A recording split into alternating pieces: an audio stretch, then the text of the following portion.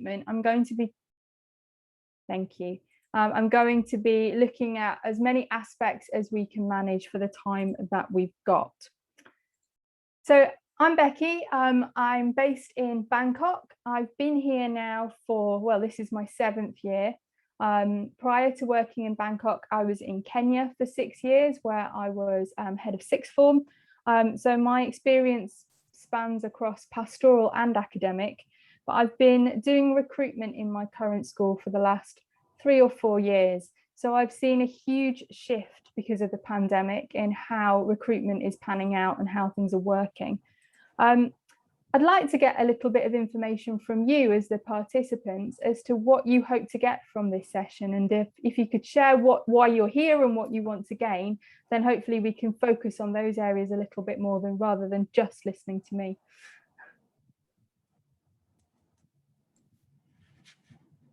It's difficult. I can't see everybody now because I'm sharing my screen. Pink, could you coordinate this? Thank you. Sure. So who have we got? Who'd like to start? What are you hoping to gain from this session so we can focus the discussions a little?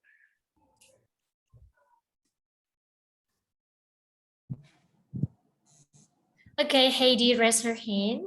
Great. Hi, Heidi. And, yeah, maybe Heidi want to share, and Katie also chat thoughts. She put her message here. Can you see the chat, Becky?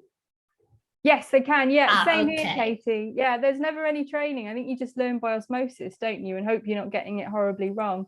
Heidi, what's your experience? Hi, so I'm also based in Bangkok. I'm at the British Columbia International School of Bangkok, and I've lived here for 6 years previous. Then I moved back home to Canada for 5 years, and I just returned in June, midst of pandemic era, and I'm the principal of the school, and so doing lots of recruiting and interviewing, and I'm here to learn any more new top tricks, because as Katie also posted, yeah, I've never been formally trained in that, so would love to get any tips you have on that. Well, I've never been trained either, so I'm also hoping that by running this session I can get some pointers from other people who've been doing it possibly longer than I have. So when breaking down the session, I'm looking to consider what the process is, and I think that's changed over time. I think we're getting a broader range of applicants, especially in my school now, so the need to kind of look at the process and look at how we long list has changed over time. I'm going to give some time over to thinking about bias and how we can attempt to eliminate it, although it is always going to be there. And then thinking about conducting interviews, especially whilst online, and trying to make people comfortable. And although it's a more familiar setting now, it's still not the best way to get to know somebody. It can be very difficult to connect online. And then finally, some safer recruitment practices that I think are important and poignant to have a look at. Okay, so the process. It's interesting actually having some colleagues from other sectors of the international spectrum. I suspect that those of us working in the British sector maybe take the recruitment process on a different course to those colleagues working in schools with a different focus. So I'll be interested to hear other people's thoughts as we go along. But usually in an international setting, it's pretty common to simply ask for a CV and a letter. I know that many schools, when you're applying for a position of authority or a leadership position, would also ask for something like a philosophy of education from the candidates. But increasingly at our school, we have been introducing the use of an application form as well. After a bout of unsuccessful recruitment that we had to do late last academic year, we had a number of candidates that applied that had convictions that they later told us about, which obviously were going to cause problems for them gaining a visa into Thailand. And because of the time pretty much wasted on people that would never be able to enter the country anyway, we made the decision, although we haven't done it before, to put an application form in so that we can review the applicants in terms of what's required for the visa process to come into Thailand, because It's quite a strict, rigorous process, which I think is a positive, especially when we come to the safer recruitment aspect. A lot of it is covered by the visa application anyway, but by having an application form, you can then make sure that you're ticking all the boxes and you can actually offer that person the position. Also, the application form is useful because many applicants will not specify on their initial CV or letter who their dependents are, if they have children, if they're married, etc. Having spoken to colleagues in women's ed before, I know that some female candidates sometimes find it quite a difficult ask, not quite comfortable with being asked to explain their family circumstances. But obviously internationally, it's an incredibly important thing to know who that individual is going to be traveling with. Sometimes you have applicants who have children who will want a place in the school, and that needs to be accounted for. You need to make sure you've got space for them and that you can accept the children as well. Sometimes they're bringing a dependent, and as we know, unfortunately, Thailand, for example, doesn't recognise same-sex marriages. And so knowing that beforehand means that you can at least broach those topics with the candidates and make sure they're comfortable and understand the position they'd be in if they were coming out to Thailand. Is there any participants here today who aren't based in Thailand? Actually, I know there are, because I can see we've got Katie, who obviously you're in Malaysia. I'm looking down the list. I don't know where everybody else is. Louise, where are you? I'm in Malaysia as well with Katie. Okay. And would you say that getting a visa in Malaysia is also quite tricky for applicants coming from overseas? I think it's just started to become that way. I don't think it was in the past, certainly not 6 years ago when we came in, but I think with the fact that COVID has meant that many locals have lost their jobs, I think that that's where governments are now starting to try and recruit internally. I don't think they always realise exactly what we do, and how you can't just maybe replace a teacher who needs to teach the English national curriculum with a local teacher necessarily, although obviously in schools you do have that mix. So I think that's where moving forward, in the time being, maybe within the next 1 to 2 years, as countries recover from COVID, I think that's where we may see some difficulties with visas. Yeah, agreed. But I think interesting, does anybody else use application forms? Is that the standard practice in your schools? No. We use a standard application form now because it puts, there's a few reasons. The visa stuff that you've already said is the main reason, but also we want to know who they're coming with. So we ask within the application form, if you've got a partner or husband who'll be joining you. If it's partner, then we can explore those things. And I always say to people as well, an international school interview is not necessarily like an interview if they're not familiar with them, what they would be like in the UK. You wouldn't ask somebody's age, but actually in some countries, there are restrictions on ages for visas. You wouldn't ask them who they were bringing with them to the job or their partners, but the visa issue is a real issue for partners as well. And we found that, it's really hard to settle if your partner isn't going to be able to achieve a visa or work as well. Absolutely. So I think as well as all the visa stuff, it levels the playing field, doesn't it? It gets you all of the information. And there are so many things that you can ask for in there that make it better for safer recruitment as well. Yeah, agreed. So I think if you're not already using an application form, I think it's definitely the right way to go in terms of being able to filter out your applicants very quickly and have a strong yes/no pile, which just looks at the basics as to whether they're suitable for an international position. Once you've got all of that in front of you, I think most schools would then start looking at, okay, yes, they're eligible to come here. Yes, they've got the right qualifications, which means A, for a visa. I know here in Thailand, you have to have a bachelor's degree to be permitted to get a work permit. And I'm guessing that's quite similar elsewhere. But then also internationally, there is a huge array of different teaching qualifications to put on top of your initial degree. So once all of that's out the way and you've got your yes, no list, you then want to whittle those candidates down. That can be very difficult because there's so many different factors to consider. So I took it from a very teacher perspective of who, what, where, when, another who, because there's many who's and it's all very important, and then why. So obviously the who's are split up because firstly, who's involved in the process of looking through the applications. This differs from school to school. I've worked in schools where the head takes full responsibility. Not so keen to take responsibility when the applicants don't work out, but wants to take full responsibility for the recruitment. I've worked in schools where it's been a team effort, where there is a range of people involved, and that would always be my preference. I think the more perspectives you have on the individuals that you're looking at gives you a greater chance of finding a good fit for the school. If it's all down to one person, it becomes very personalized and very individualistic, and that's something I think is best avoided, especially when we get onto the eliminating bias section of the presentation. The what, I think it's really important as an interviewer to have a good idea as to what you're looking for and why that's important to you. And I refer to that as the non-negotiables. What does the candidate have to be able to do, have to believe in? What kind of ethos do they need to bring to the table to be able to be a good fit for your school? Where are they able to enter the country? We had awful problems recruiting in term 3. Obviously, it's never a good idea. You desperately don't want to be recruiting at the end of an academic year, but we had a fantastic candidate who was based in Bangladesh and the embassy was closed.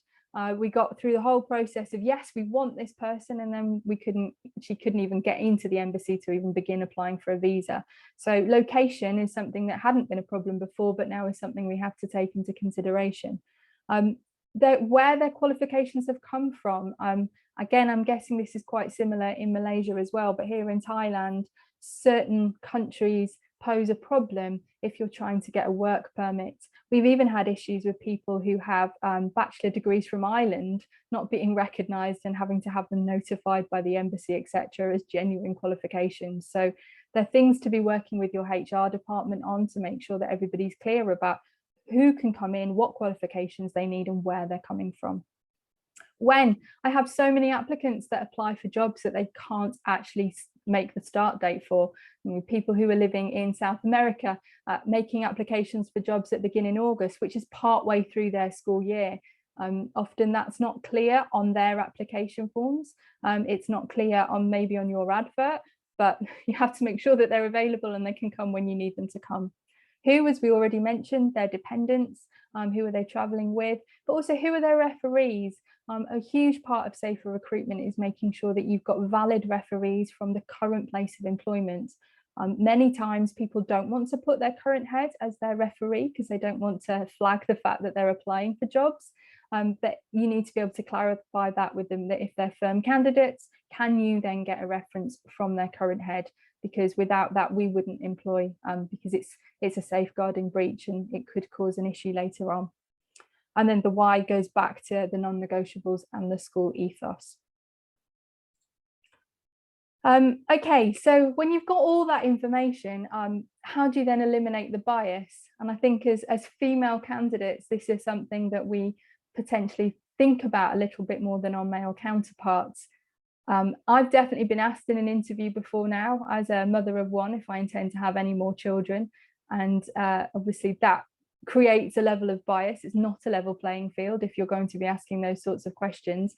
And I suspect it's a question that many male candidates would never have to be posed and wouldn't have to answer.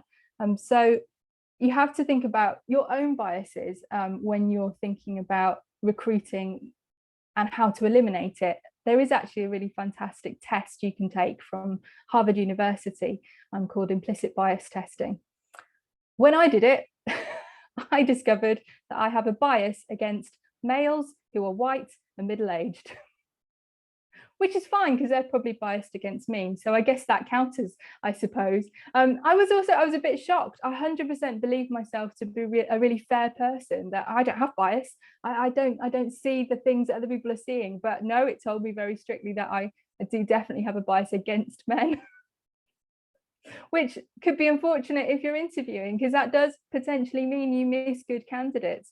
I have to say, we're currently advertising for a deputy head for me, and I'm looking through the applications, and it's really upsetting. Of all the applicants, 89% of them are men. There's so few female applicants.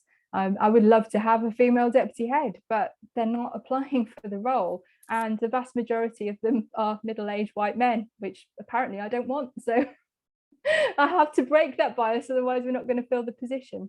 I read some interesting things about the job description and how the words that you use within the job description may appeal differently to different people.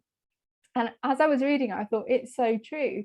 If you're going to advertise your job with certain words like competitive and high paced, and I know they're not necessarily things you put in a job advert for schools, but when you read through at the gendered language that exists within job descriptions, some of it can be quite off-putting for female candidates, because you're giving the impression that it's going to be a very high level position, potentially with lots of demands. Potentially you're going to put across that you need 100% commitment. Of course you would, but for women with families, they sometimes read that kind of job description and think they're not going to be a great fit because they can't give 100% commitment because they've got other things to commit to, which is fair enough. So I think it's an interesting exercise to potentially review your job descriptions and think about, is it going to appeal to the full range of people that you'd like to make an application for the role? Certainly something I hadn't considered before, but I will be doing from now on. This one's a bit tricky, removing the bias, physically removing the bias from the applicants. And it's tricky because you might be working with a team and a range of different people. Somebody's got to go through and take out the information that could create an element of bias for those that are creating the long list. So that has to be a trusted colleague to remove the details that could create bias within the applicants. So removing names, removing pronouns, removing maybe even countries. Unfortunately, I don't know if other colleagues see this in their schools, but we do definitely have an issue with our school owners reviewing applicants who aren't fitting the mold of what they would like to see in their international schools, and then being a little bit difficult about whether they're a good candidate or not. Whereas if they were reviewing those applicants with the photograph taken away, the nationality taken out, the gender disguised, they would see that the applicants are potentially really good people for the job and could add a lot of value to the school without bringing their own biases to the table. So even bringing in that blind CV element at different parts of your recruitment may make it easier to convince those that need convincing, that are potentially holding their biases and believing them to be 100% correct. That could help eliminate that. And the final way that I always try and use to make sure that the process is as streamlined as possible is having a standard format for the interview. When I interview alone, which isn't always the best way to do it, but obviously sometimes you end up having to for one reason or another, or potentially you're doing a first round of interviews and then passing on to a panel. I try and keep it as standardized as possible, following the same format. So all the candidates are going to be asked the same questions so that you do have the ability to compare them for their actual responses. I have interviewed with people in the past who literally go with the flow. So that can be nice in terms of finding a bit more about the person, putting someone at ease, but then it's not easy to compare because you could have asked wildly different questions of two candidates. You may have asked one person, I've seen it done before with a colleague, not really touching on anything about teaching and learning at all, but focusing the whole interview on sort of a feel for the individual, what they like, what they enjoy, but with no real candor as to what makes them a good teacher or what makes them qualified for the position they've applied for. So I think having a format that you follow with everybody being asked the same questions does help to eliminate some bias, because at least then you are comparing everybody from a level playing field. Okay.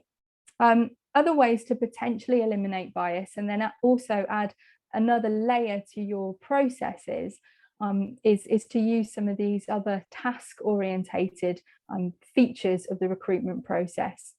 The issue with this, though, is obviously it makes it more difficult as the school to then manage the whole process. The more layers you're adding in, the trickier it's then going to become to get the process over and done with. So potentially you wouldn't want to use all 4 of these. But as a school, we've started using testing. So we do an emotional intelligence test. There's a test about how trustworthy you are, how much integrity that you have. And then there's one that's an IQ test, which breaks that IQ down a little bit into areas of strengths and weakness. But this is great for eliminating bias, because you're then putting the candidates through the same rigorous process, and you're then comparing them on an equal playing field. It's also really, really interesting to then compare that with the references, compare it with some of the answers they've given at interview. And so it adds an interesting feature to the process. I have previously been asked to provide a video, but it's not something we've done as a school, to ask candidates to provide a video of themselves teaching. Is this something anybody has used? Does anybody request a video of applicants teaching? I haven't requested one, but we've used an agency before that provided a short video of each of the candidates. And was it useful? Would you recommend it? You do, yeah, you do get a bit of a feel for their energy. I mean, it is obviously just a snippet in time, but yeah, it's a nice added touch, but not a essential touch, I would say. Yeah, because in the UK, I don't know how it is in Canada, but in the UK, if you go for a job interview, even as a teacher, you would then be put through a whole day of tasks and chatting to people, staffing cups of tea, but the lesson is a really big part of it. So that's observed really carefully. Hi, Jackie. Hey, I'm sorry to add to that. I was just thinking, like, the video is awesome, but it has to come further down the line. I think women potentially would be so scared off by sending out a video on like the first, or maybe even the second step of applying to a job. That was just the first thing that jumped to my mind, because when I speak to my teachers, there's that software where schools are asking you to answer the questions live, and you have to record that, and that has made me has given me anxiety, and it's something that has come up a lot in conversation with friends who are applying for a job. So anyway, just something to think about. Yeah, and I think as the recruiter, you would not want to be wading through 20, 30 videos. You want to leave it to the last section. I think it also shows that the candidate is then actually genuinely interested, because you're not going to put yourself through that if you're not really up for the job. So it's a good leveler in that way as well. Katie? Yeah, I was just thinking that pre-COVID, I never would have thought of doing something like this, but I think we're all much more comfortable in front of the camera now because of COVID. It's one of the positives. And I think for perhaps leadership positions particularly, there's a lot to be learned about somebody's personality, the way that somebody delivers things, the way that's the language that people use, their body language even can, I know it, even in an online video, I think you can see it. And I was asked recently to do a video about what I thought stakeholders would think about me. And I was asked to do it in a really quick turnaround period. And I think for me, the challenge of it was not the video itself. The challenge of it was being able to do it so quickly and, deliver something of high quality in that time. And I think, if you, especially with leadership positions, when you're looking, can people work under pressure? Can people find time to do things that just pop up? What is the quality of somebody's work when they're under pressure? Is to me really interesting, and it's really made me think that actually for leadership positions, especially when we're interviewing internationally, and now COVID makes the travel, you can't meet people in person, actually a really good activity, and I never would have thought about it before. Yeah, no, I think you're right. All of these layers are going to become more valid and more commonplace as we move forward. The next two really are things you probably would only see at a leadership level interview. But again, I think they might become more prominent at other layers of the teaching profession as well. An in-tray task, you've got to be able to say it first, which is a bit of a tongue twister. I mean, when I've done these online, it's really hard to not cheat. I found, I probably shouldn't admit this, but you're online and it's like, oh, I could just check what the internet tells me to do, but obviously you'd be wasting time, so you probably wouldn't want to spend too long doing that. But asking someone to reply to an email, I've used this when recruiting for an internal position. So pastoral positions, as we know, are often internally based anyway, but asking someone to respond to a really difficult email, and comparing the responses, looking at their written English, which I think, for certain levels of responsibility in a school, the level of English that you're using to respond and that level of communication is something you need to be able to do correctly. Otherwise, you're going to cause yourself problems down the line. So that kind of thing can add another layer of potentially reducing the bias. You're then comparing them not just on how they perform an interview, but a second task as well. And then I've never done this, and I would cringe to be involved in it on any level, but the idea of scenarios and a role play, I think I'd pull out if an interviewer asked me to do that. I think I'd say, not the school for me. We're clearly on different pages. But I did come across it as a tactic that some schools have used, a fake parent being difficult on the line or something. Yeah, it's a bit too tree hugger drama teacher for me. No offense to any drama teachers, but yeah. Has anyone ever been asked to do that? I have. It was awful. Oh no. What was the scenario? It was this guy who had been paid. He was An actor. He was an actor, but I mean, how much of an actor could he really have been? He was definitely from an acting agency, and he had been paid to come in and pretend to be a very difficult parent. I actually got this job, by the way. But I know I what 100% know is it's not because of the role play, because I was just looking at him thinking, really? Like, this is like not how a parent would behave. And it was funny because I was just going, absolutely, totally, yes. And he didn't know what to say. It was just ridiculous. But what I do think was that I was laughing most of the way through. So what it did show that I had like quite a good sense of humour. And I think it's that attracted them more than what I was doing in the scenario. I don't know. Story. I don't know if it works at all, but there you go. I think that's a great story of why you potentially don't want to go anywhere near using this within your recruitment practices, but it's there as an option if you wanted to. So I wanted to move on. Sorry, yes, Pink. Oh, sorry. I just want to share that when I was interviewed for Teach for Thailand, I did all four things that you present as a time. Wow. They asked me to do all because they say, I didn't study education. I study like from different fields. And if I want to be a teacher, I need to like prove myself that I qualified.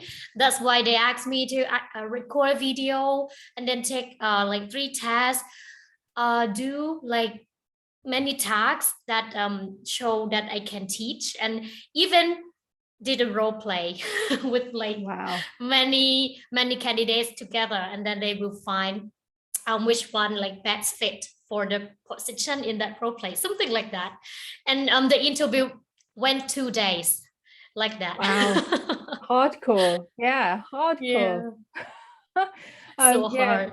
I mean, luckily in the international sector, 2-day interviews are kind of just for the most high level leadership roles rather than a teaching role. But the process can take a while when you're trying to do everything online. You're trying to fit in multiple candidates from multiple regions. So yeah, it's definitely a time consuming process from both sides. Yeah. So in terms of interviews, these are just my thoughts.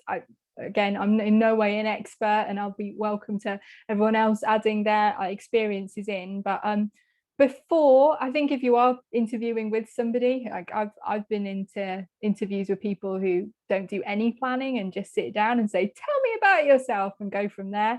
But I like to go through the CVs with a highlighter, think of things specific to their application that might be useful or relevant to ask them, to help them to feel comfortable whilst they're being interviewed as well. I like to try and think about questions that allow me to explore whether they would be a good fit and whether they're kind of understanding of international education is what it needs to be. So I do have a set of questions that I stick to. I think during the interview, if it's online, it's really important to try and make the candidate feel at ease. It's really nerve-wracking to be sat on your own in your own house with all the distractions, as we know from online teaching. Whenever I've had interviews, there's always a small child somewhere trying to get into the room or whatever, and that doesn't necessarily help you to put your best self forward when you've got your other responsibilities outside the door. So being aware of that and helping the candidates feel at ease. Non-verbal cues, it's really easy online to get distracted. Suddenly you're looking at your phone, looking out the window, you've lost complete interest. And I interview with somebody who does this all the time, swings on his chair, gets his cup of coffee, and I just think it must be so incredibly distracting for the candidates. So I think as far as possible, I know it's not eye contact, but smiling, nodding, showing that you're still paying some attention, even if you're kind of not, because you already know that they're not the right candidate. But I think all those things are important. Any other top tips from anybody else? Well, I've got a really amazing senior leadership team. And what I've recently started doing, Louise is one of my amazing leaders, is handing over the first stage interviews to them and allowing them to explore lots of the teaching and learning elements, because they're the ones that do the teaching and learning stuff. I know I'm a teacher, I'm a head teacher, but I'm a teacher, but they're much better than me at doing all of that stuff. And I think that sometimes it's about having people in the interview with you who really know their stuff, and if my senior leadership team think they've got all of the skills, the candidate has all the skills, then I want to see them and I want to have a look at them. But unless my senior leadership team feel that, I don't want to explore even further with them. My senior leadership team are the experts in teaching and learning, and when we're interviewing, that's what we're looking for, really, isn't it? Especially if you're the leader in the school, you want to make sure. And they're the people that are going to have to work with them on a day-to-day basis.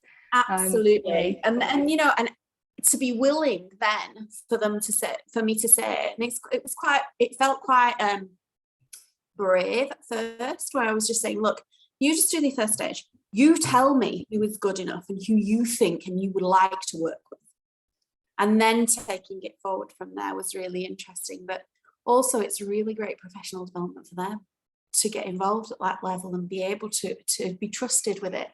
So that's kind of approach we've started to take, more through necessity and time than anything else initially, but it has played dividends, I think. Yeah, no, I think the bigger group of people you've got involved in the recruitment process, as I said at the beginning, I think that supports you to make a good decision, so that it's not all down to one individual.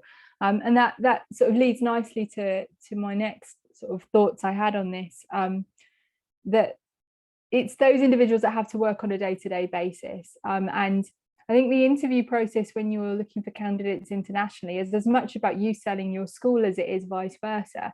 So if you can't be, as Vivian said, if you can't be authentic, if you can't be yourself, if you can't put your heart on your sleeve and talk about what your school really believes in and the kind of culture you have and the sense of community, then why would anyone want to come and work for you?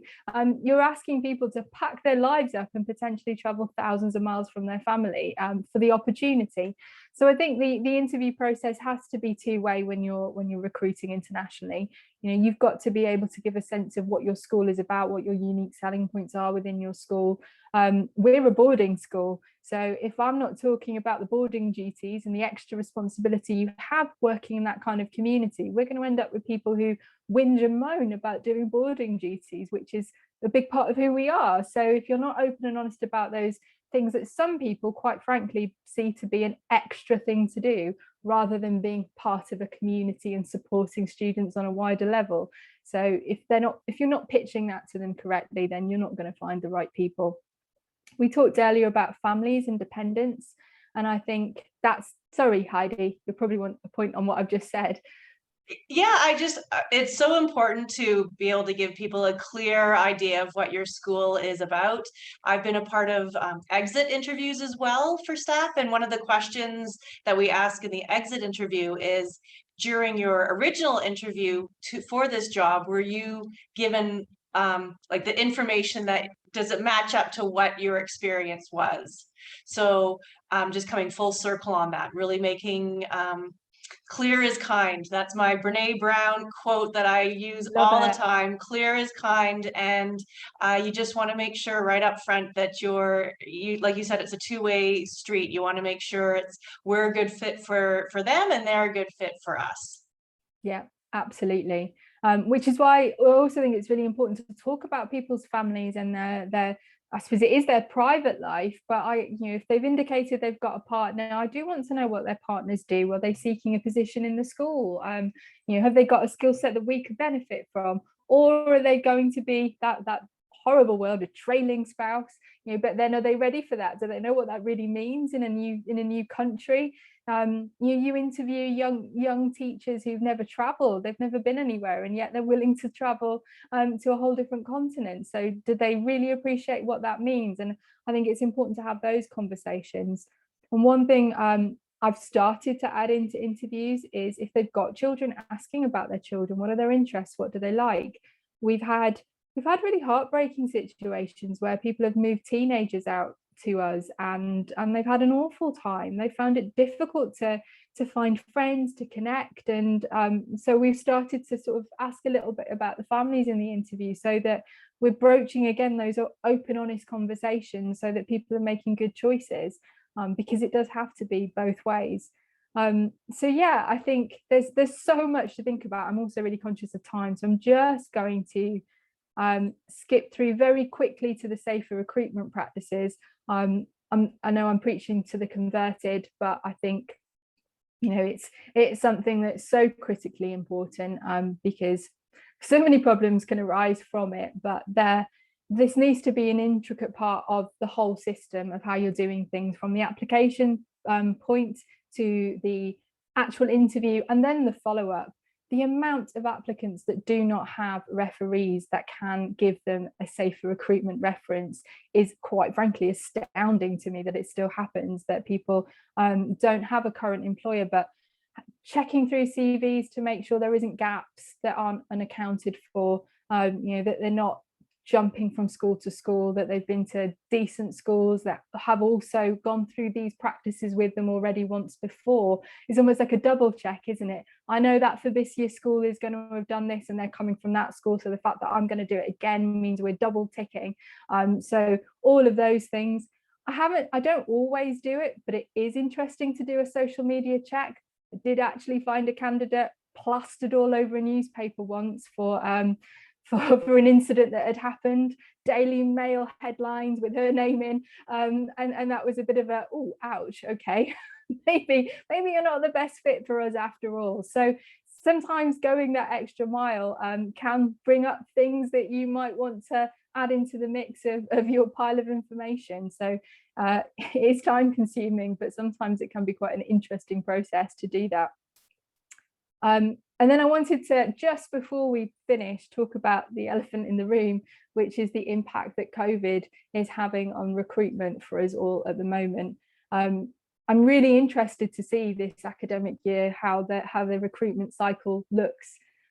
Yeah, we've got our first advert in, which is very early. It's early for us. We wouldn't normally advertise this early, but it's a role that it could be any subject, so we may as well throw it in the mix now. We've got a real mixed bag of what our current staff are intending to do, especially the sort of younger teachers that have only just finished their first, or about to finish their first contract. They've no idea what life in Thailand really looks like. To them, it's just a place. They haven't experienced it. Those of us that have been here many years, we know what life will go back to look like. We're waiting for what freedom will be, and we know what we're going to get at the end of that. But for those staff, they've had 2 years away from home, and they don't know the lay of the land. So they've got a big decision to make, and it's not easy for them. I think we're going to see that improving now that life in Thailand is slowly getting a little bit back to normal. But as we all broach the reopening and the chaos that's going to ensue, because it's not going to be happy days, it's not going to be easy peasy, we're not going to make it to December without some casualties. So that will have an impact on their decision as well. I suspect that movement will be limited internationally this year. I think a lot of people who have been international for a long time might stay put, easy, straightforward, less stress all round. It will be interesting, I think, to see what happens with vaccination status in terms of visa requirements. I don't think it will be long before that vaccination certificate is something they're asking for. You know, the fact that Thailand asked for a HIV negative test, you know, if you have to have that, then why not prove you've got a COVID vaccination? And also, a new question I'm now asking that I never asked before is, how have you dealt with the challenge of online learning? Because, and actually in term 3, I had candidates who hadn't done it because they weren't working or they were doing supply, and suddenly it's a game changer. Well, if you can't do it, I ain't training you, because there's plenty of people who can. So it's really going to change. You know, now we do need people who, you know, with very little notice can drop everything and shift their whole curriculum to an online curriculum, because I don't think any of us truly believe that this is the end. Although we're hopeful and we don't want to go back and forth all the time, but I think it's going to be inevitable. So they're my perspectives on what's going to change. There's 2 minutes left. Anyone else? Oh, Becky. Yeah. Ivo, I'm sorry if I mispronounced your name. She asked for the test, the bias test that you took to know if you have bias. We'll be sharing the presentations at the end of the conference, and the link is on that slide. So you'll be able to have a look at that implicit biased test there. Thank you. Okay. And you did pronounce my name correctly. That's fine. Thank you. Great. Any other comments from anyone else before we shift on to our next sessions? Okay, I'm sharing the PDF again, and then you guys can choose the section, and you will see me and Becky again with the next 1 minute in another section, if you want to follow her. Great. Well, thanks for your time, everybody. It was a really nice session. So I hope everybody got something from it, no matter how small. Thank you, Becky. That was great. Thank you, everyone, Thanks for for being joining. here. Thanks, Heidi. Bye. Yeah. Bye.